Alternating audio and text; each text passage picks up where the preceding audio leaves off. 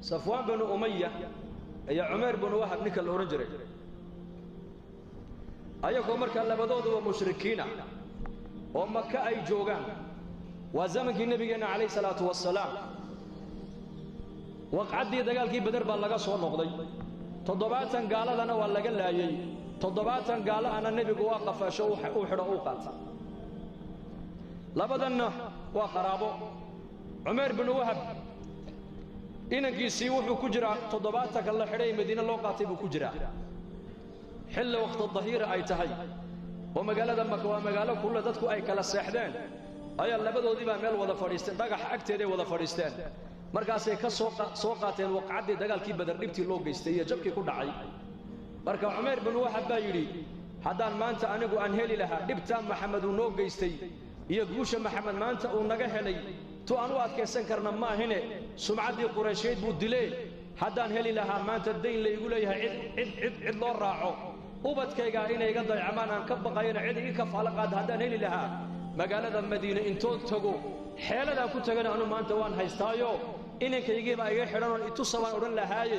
Muhammad aniga soo kharijin lahaa Safwan bin Umayya ayaa ka faa'iideysto yiri ma sameyn kartaa haa waan sameyn karaa ciyaalkaagana aniga ii keen oo ciyaalkayga ka mid noqonayaan daynka lagu leeyahay aniga halay soo raaco kay wala badoodo kaliya مكية مدينة مسافة أو دحي سنوات تقانا لا 400 كيلومتر وصوص سعودي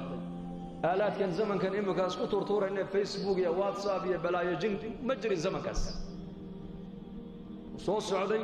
مدينة وصوق على عمر بن وهب سوى سيفتي سجاني قارن مرة اللي أمرك عمر بن الخطاب بايري وعمر بن وهب ها شيطان من شياطين قريش ويانه سيفتينا واكا جاني قارنه قورته كسيتي اردو نبيك الى علي يقول نبيك انه اجوج نبيك كا الى علي صلى الله عليه وسلم شر ابو سعداي خير ما سعداي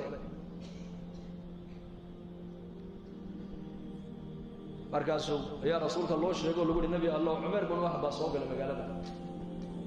سامح مركاب النبي غوري سو غليا الله سو غليا حاضرتي مدي بو كيغ waxaanu imiday inankaygi oo qasiir oo gacantiina ku jiro inaga agtiina aad ku haysataan inaad ihsaanna ii sameeysan waan doonayay ilaa tusana waan doonayay biiri oo ka wada hadalno markaa uu nabigu guuri seeftana qoorta ku sideeta maxay tahay hada wuxuu qabaha allah guuri ilaahay haba duleeyay seeftana ma waxbay noo tartay buur dagaalkii badan iyadoo tan wadano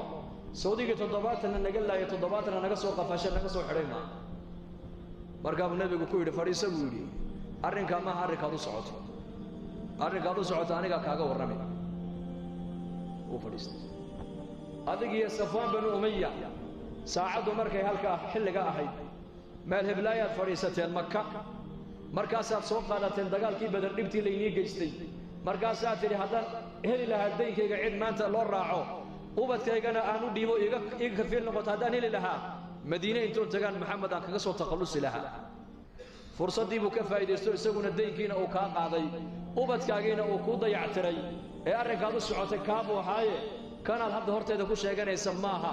anigana ima dili kartid ilaahay baa ilaaliyo rasuulku ku yiri ayaa nabiga uga waramay allah baa uga waramay markaasuu ninkii yaabay markaasuu wallahi ya muhammad wallahi baan ku dhaartay ilaaha xaqiisa aad noogu yeedhaysid waan beeninaynay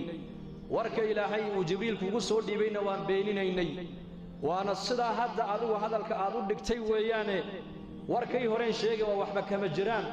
warka dambe adigu aad tidhi baana saxa cid warka iga ka soo horeyso ku sheegtayna ma jirto labadeeda cidna saddexaynaysa ma jirto illa allah ilaahay mooyaan ilaahay baan kugu dhaariyay buu aniguna waa ku rumayn adigane ilaahayna waa rumayn tawxiidka ay darbuku halkii buu ku qori ilaahay ka waxa duwada ka dhacaya ka og waa ilaahay